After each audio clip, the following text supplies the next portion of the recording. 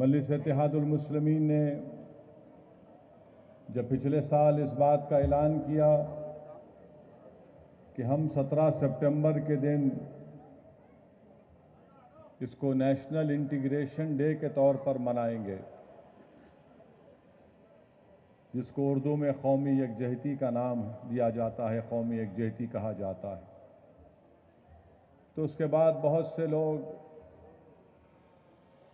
جو percentage wise بہت کم ہیں، انہوں نے مجلس اتحاد المسلمین کے اس فیصلے پر سوالات اٹھائے۔ بعض نے تنقید بھی کی اور حسب عادت حسب روایت بھارتیہ جنتا پارٹی نے بھی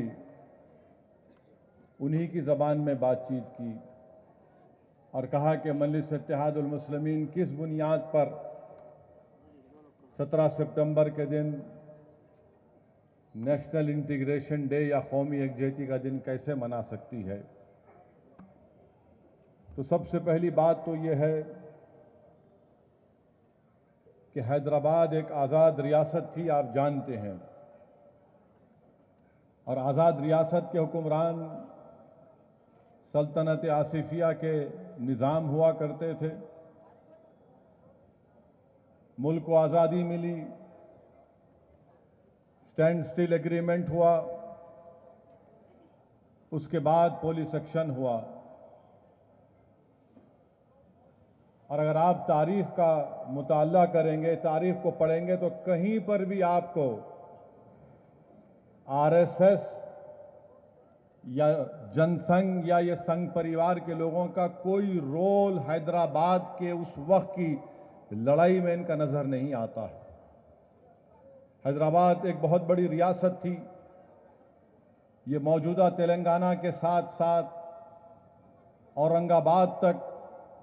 نظام کی حکومت تھی۔ اس وقت کی یہ ریاست تھی، بہت بڑی ریاست تھی، بیدر اس میں شامل تھا، مگر آر ایس ایس کہیں پر نظر نہیں آتی آپ کو۔ بی جے پی تو خیر اب بعد کی پیدائش ہے، نہ آر ایس ایس کا کوئی اس میں کنٹریبیوشن رہا ہے،